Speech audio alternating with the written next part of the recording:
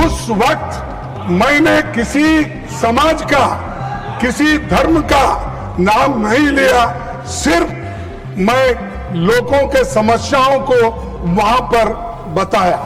लेकिन मेरे स्पीच होने के बाद कल वो लोग, बीजेपी के लोग सब मिलके हवन करके उस स्टेज का शुद्धिकरण करने का काम किए। ये दोनों वीडियो कल से ही सोशल मीडिया पर जमकर वायरल हो रहे हैं। जिस मंच का इस्तेमाल कांग्रेस के अध्यक्ष मल्लिकार्जुन खड़गे ने किया, उसका शुद्धिकरण किया गया। लेकिन ऐसा करने वाले कौन लोग थे? क्या एक दलित नेता द्वारा मंच का इस्तेमाल करने के बाद ऐसा किया गया? कैसे इस घटना ने मायावती समेत दूसरे बड़े दलित नेताओं के अंदर गुस्सा भर दिया है? क्या बसपा सुप्रीमो कांग्रेस अध्यक्ष के अपमान का बदला लेने के लिए बीजेपी से लड़ाई लड़ेंगी? इस वीडियो में पूरी बात आपको समझाते हैं। नमस्ते, मेरा नाम नरेश कोश्यारी है और आप न्यूज 24 उत्तर प्रदेश देख रहे हैं।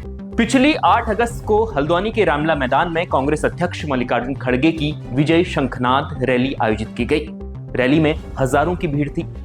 पहाड़ से लेकर मैदान तक हर जाति धर्म के लोग रामला मैदान में जमा हुए थे।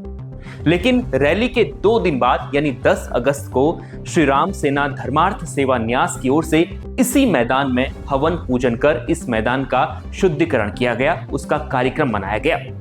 फिर जब इसका वीडियो सोशल मीडिया पर तेजी से वायरल हुआ तो देश भर के दलित नेताओं का गुस्सा फूट गया।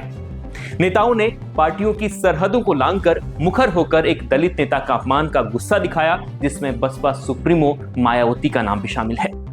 अब मायावती ने क्या कुछ कहा है, पूरी बात आपको बताते हैं। तो मायावती ने सोशल मीडिया प्लेटफॉर्म एक्स पर लिखा, उत्तराखंड स्टेट के हल्द्वानी में अभी हाल ही में कांग्रेस पार्टी के राष्ट्रीय अध्यक्ष श्री मल्लिकार्जुन खड़गे के प्रोग्राम के बाद उनके मंच का दलित होने की वजह से शुद्धिकरण किया गया।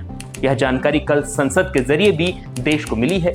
यह मामला अति निंदनीय और चिंतनीय है तथा वहां की सरकार बिना कोई देरी किए ऐसे जातिवादी एवं सामंती तत्वों के विरुद्ध सख्त कानूनी कार्रवाई करें और उन्हें जेल भेजें। साथ ही इस घटना आदि के संबंध में आरएसएस के मुखिया को भी संज्ञान लेकर जरूर गंभीरता से सोचना चाहिए, जो कि दलितों के आर्थिक तौर पर थोड़ा मजबूत हुए लोगों को आरक्षण से वंचित करने की बात कर रहे हैं। लेकिन जिस संगठन ने शुद्धिकरण का हवन किया, उसने दावा क्या किया है वो भी आपको बताते हैं। तो उस संगठन ने दावा किया है कि रामला मैदान में रैली के बाद गंदगी और पेशाब से भरी बोतलें भी मिली थी। मंच से हिंदू विरोधी नारे लगाए गए थे, इसलिए कार्यक्रम के बाद शुद्धिकरण का कार्यक्रम रखा गया। ये उस संगठन ने कहा है जिसने शुद्धिकरण के लिए कार्यक्रम रखा। फिर जब ये मुद्दा संसद में उठा तो बीजेपी ने इसका जवाब दिया। राज्यसभा में बीजेपी के नेता सदन यानी राज्यसभा के नेता सदन जो हैं जेपी नड्डा, उन्होंने कहा कि बीजेपी का इस घटना से कोई संबंध नहीं है। जेपी नड्डा की आपको बात सुनाते हैं। माननीय खड़गे जी ने कहा है, ये सच में बहुत ही दुखदाई विषय है और ये दुखदाई सिर्फ कांग्रेस पार्टी के लिए नहीं, ये दुखदाई हम सब के लिए है।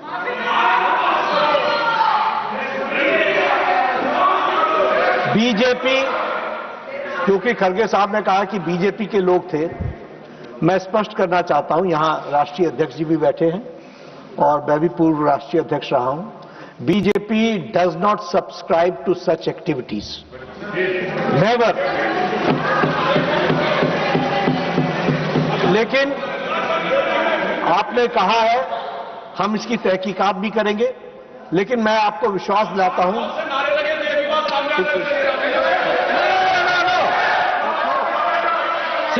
Second, you take your seat. Tarun Suk, when the leader of the house is on his legs, why you are shouting? लेकिन जो भी बात हुई है उसकी तहकीकात जरूर होगी, लेकिन मैं स्पष्ट करना चाहता हूं, इस तरह की एक्टिविटी को भारतीय जनता पार्टी कभी भी सब्सक्राइब नहीं करती है। मैं भर्त्सना करता हूं और मैं भर्त्सना भी करता हूं और राष्ट्रीय अध्यक्ष जी इसको गहराई से देखेंगे भी, लेकिन आपकी भावनाओं को जो ठेस पहुंची है वो सच में हम सबके लिए खेद का विषय है। अब हल्द्वानी में जो कुछ हुआ उसका असर चुनाव में उत्तराखंड में तो ज्यादा नहीं दिखेगा, लेकिन यूपी में इस घटना का असर जरूर दिख सकता है। यूपी में दलित वोट बैंक किसी भी पार्टी का खेल बना भी सकती है और बिगाड़ भी सकती है, ऐसा आप सभी जानते हैं। इसलिए अखिलेश, मायावती समेत दूसरे दलित नेता मुखर तरीके से, दलित नेता ही नहीं बल्कि दूसरी विपक्षी पार्टियों के नेता भी अब मुखर तरीके से कांग्रेस अध्यक्ष के अपमान पर गुस्सा जाहिर कर रहे हैं। अब देखना होगा कि बीजेपी सरकार शुद्धिकरण करने वालों पर एक्शन लेती है या फिर नहीं, क्योंकि उत्तराखंड में बीजेपी की सरकार है। आपकी इस घटना पर क्या राय है, कमेंट कर जरूर बताएं और लगातार यूपी उत्तराखंड की खबरों के लिए देखते रहें News 24 उत्तर प्रदेश।